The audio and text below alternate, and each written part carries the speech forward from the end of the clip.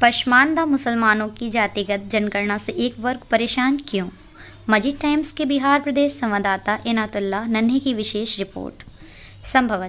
केंद्र सरकार द्वारा 2025 में जातिगत जनगणना कराए जाने की योजना है, जैसे कि मीडिया सूत्रों के हवाले से खबर आ रही है। जहां तक जनगणना की बात है, वहां तो होना ही है, क्योंकि वहां हर 10 साल पर होता आया है, लेकिन इसे सन 2021 में ही हो जाना चाहिए था, जैसे कि इससे पहले 2011 में अंतिम जनगणना हुई थी। किंतु 2021 में इसलिए नहीं हो सकी कि विश्वव्यापी महामारी कोविड-19 कोरोना के कारण इसे रोक दिया गया था, जो अब 2025 में शुरू होगा। और इस तरह अब अगले 10 साल के बाद क्रम बदल जाएगा और फिर सन 2035, फिर 2045, उसके बाद 2055 में क्रमवार चलेगा। किंतु इस बार की जनगणना इसलिए अहम है कि जनगणना के साथ साथ जाति की भी गणना कराने की बात आ रही है, जो संभव हो पाएगा कि नहीं कहना मुश्किल है,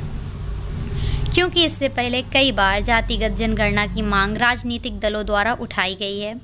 जो कि एक बार सन 1951 में जातिगत जनगणना हुई भी थी, लेकिन उसके आंकड़े आज तक जारी नहीं किए गए हैं। आज़ादी के बाद अब तक केवल अनुसूचित जाति और अनुसूचित जनजाति की जनगणना होती आई है, जबकि बाकी किसी भी जाति की अलग से गणना नहीं होती है। हालांकि अभी तक जातिगत जनगणना की शुरुआत भी नहीं हुई, जो 2025 में शुरू होगा और हर तरह के आंकड़े को इकट्ठा किया जाएगा, जो 1 साल के बाद 2026 में जारी किया जाएगा। लेकिन जातिगत जनगणना से पहले ही मुस्लिम समाज के एक वर्ग अभी से ही यही अभियान चला रखा है कि मुसलमानों में जाति ही नहीं है, जबकि वो भूल जाते हैं कि बिहार भारत का पहला राज्य है, जो आज़ादी के 76 साल बाद सन 2023 में जातिगत जनगणना कराया गया था, जिस जातिगत जनगणना में हिंदू समाज की जाति के साथ साथ सभी धर्मों की जातियों के अलावा मुस्लिम समाज की भी जातियों की गणना की गई थी, जिसे 2 अक्टूबर 2023 को बिहार के सभी समाचार पत्रों अर्थात सभी अखबारों में प्रकाशित भी किया गया था, जिसमें स्वर्णा मुसलमानों में 5 जातियां थीं, जिनमें शेख, सैयद, मुगल, पठान और मालिक शामिल थे, जबकि पसमानदा मुसलमानों में 52 जातियों को दर्शाया गया था। इस तरह के केवल बिहार जैसे राज्य मात्र में 13,07,25,310 की आबादी वाले राज्य में पसमानदा के 52 जातियाँ बताई जा रही हैं, जबकि उन जातियों में भी उपजातियों की जनगणना नहीं की गई है। वहीं लगभग 1.5 अरब की आबादी वाले पूरे भारत में 100 से अधिक पसमानदा मुसलमानों में जातियां मिलेगी, क्योंकि विशेषकर दक्षिण भारत के राज्यों में पसमानदा मुसलमानों की आबादी ज़्यादा है, जिनकी बहुत सारी क्षेत्रीय जातियां हैं, जिनमें सबसे अधिक दलित मुस्लिम हैं। जब जाति होती ही नहीं है, जैसे कि स्वर्णा मुसलमान कह रहे हैं, तो उस समय क्यों नहीं अपनी जाति केवल मुसलमान लिखवा? जब बिहार में जनजाति गणना हो रही थी, फिर उसे सार्वजनिक किया गया, तो उस समय भी विरोध क्यों नहीं किया गया? मैं पूछना चाहता हूं कि ये कौन लोग हैं जो संविधान को चैलेंज कर रहे हैं? जब भी भारत में पूरे मुसलमान की भलाई बात आती है, तो भारत के 15% स्वर्ण मुसलमान, अशरफ 85% पिछड़े मुसलमान पसमानदा को दरकिनार करते हैं। क्या भारत में कुछ ख़ास मुसलमानों के लिए इस्लामी स्टेटस चल रहा है, जो सारे मुसलमानों को ठीका लिए हैं, जो सारे मुसलमान को बरगला कर गुमराह कर रहे हैं और भारत के संविधान को चुनौती दे रहे हैं? ये कौन होते हैं जो अपनी इस्लामी स्टेट और खालिफवाद को बढ़ावा देने वाली बात विश्व के सबसे बड़े लोकतंत्र और धर्मनिरपेक्ष देश भारत में करते हैं?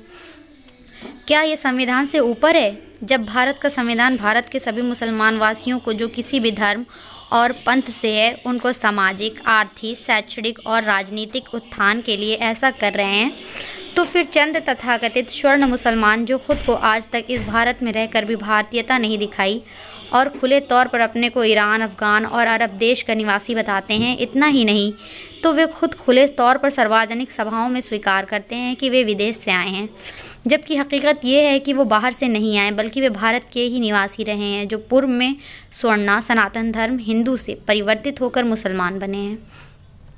किंतु वो अपने इस्लाम का सर्वश्रेष्ठ जाति बनाने का दम भरते हैं। इस इस्लाम अकबरी पैगंबर दूत मोहम्मद साहब के वंशज बतलाते हैं, जिसका अभी तक कोई परिणाम नहीं है। खैर, ये तो डीएनए से साबित हो जाएगा। खैर, अगर मान भी लिया जाए कि वे अरब नस्ल से हैं, तो क्या चंद स्वर्ण मुसलमान ने कैसे यहाँ के 85% मूल निवासी मुसलमान, जिसे पसमानदा कहते हैं, उनका ठेकेदार बना सकते हैं, जो कि पसमानदा मुसलमान पहले हिंदू थे जो धर्म परिवर्तित कर मुसलमान बने हैं, जिन्हें भारत का संविधान ने 2 श्रेणी में रखा है। एक अज़लाफ वर्ग है जो पसमानदा समाज का पिछड़ा और अति पिछड़ा समूह है, जबकि अर्जल पसमानदा समाज का दलित वर्ग और अनुसूचित जाति और अनुसूचित जनजाति के भांति इनके उत्थान के लिए सरकार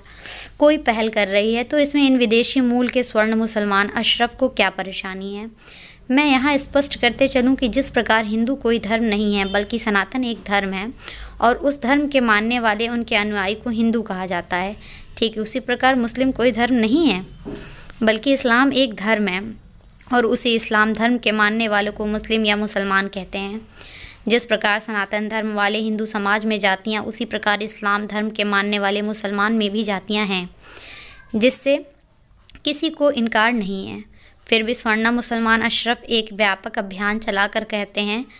फिर रहे हैं कि केंद्र सरकार द्वारा 2025 में होने वाली जातिगत जनगणना से भी सभी मुसलमान अपनी जाति की श्रेणी में मुस्लिम लिखें, जो कि सरासर गलत और बेवकूफ़ बनाने वाली बात है,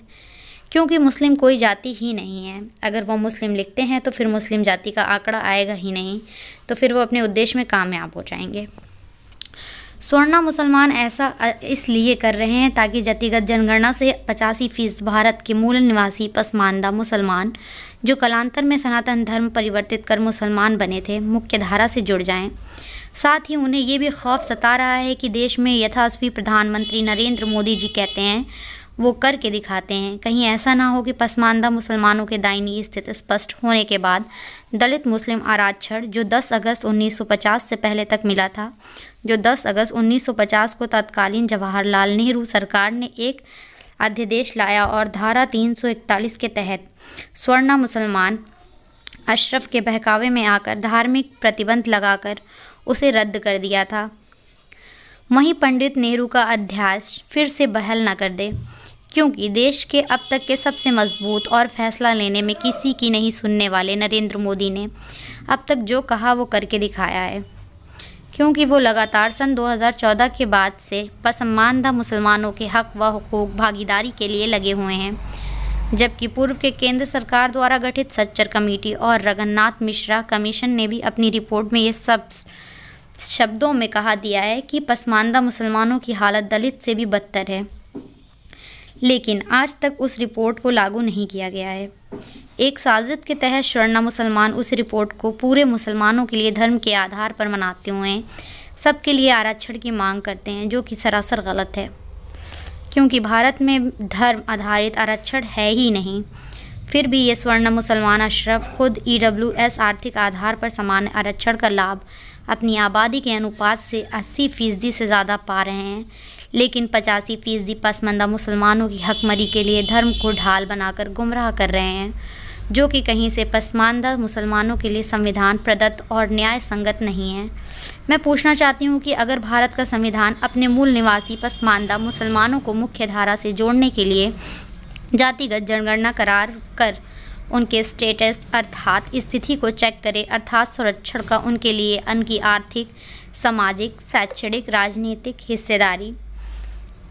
की बात कर रही है, तो क्या गलत है? ये कहाँ राजनीति है कि वहाँ सर्व मुसलमान अशरफ हिंदू समाज के दलित, महादलित, पिछड़ा, अति पिछड़े की बात खुले मन से करते हैं और सरकार से उनके लिए हर तरह की मांग लगातार 77 सालों से करते आ रहे हैं, जो कि अच्छी बात है, करें। लेकिन वहीं दलित से बदतरीन जीवन जी रहे हैं पसमानदा मुसलमान की बात आए तो उन्हें सांप क्यों सूंघ जाता है? ये तो देश के यशस्वी प्रधानमंत्री नरेंद्र मोदी की देन है कि उन्होंने पसमानदा मुसलमानों को पहुंचाना, वरना आज़ादी से लेकर लगभग 70 साल तक किसी प्रधानमंत्री ने पसमानदा मुसलमानों के लिए खुले मंच से उनके उत्थान के लिए बात तक नहीं की थी। इतना ही नहीं, केवल भारत के एकमात्र नेता व बिहार के मुख्यमंत्री नीतीश कुमार ने खुले तौर पर पसमानदा की बात ही नहीं की, बल्कि 1.5 दशक से बिहार से पसमानदा मुसलमान को उनका हक देने का भी काम किया है,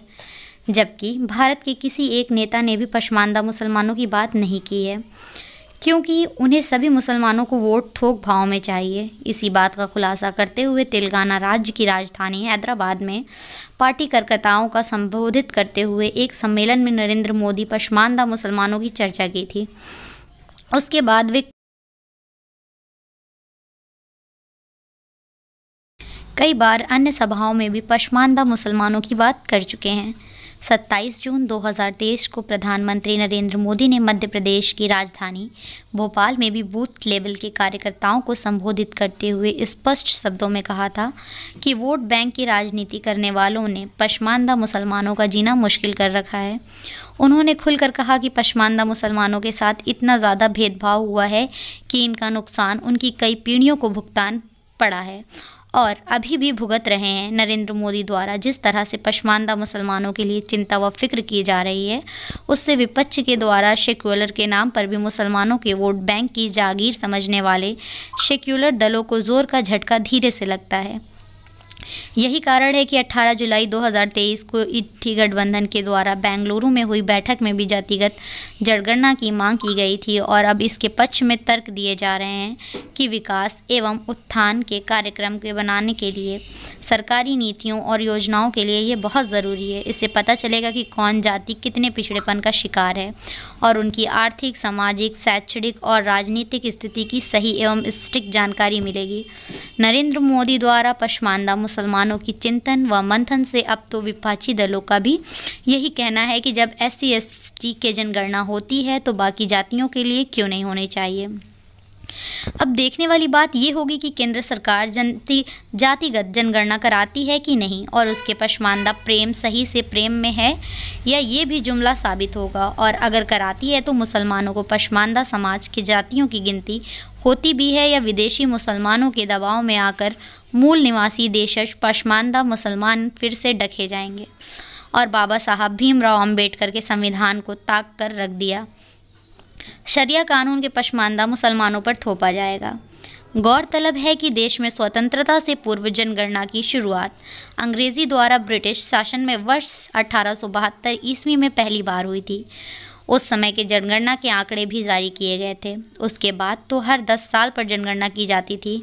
अंग्रेज़ों के दौर में जातिगत जनगणना की जाती थी। इस तरह से जातिगत जनगणना के आंकड़े आखिरी बार सन 1931 में जारी किए गए थे। फिर उसके बाद जनगणना में केवल सभी धर्मों के आंकड़े ही जारी किए जाते हैं।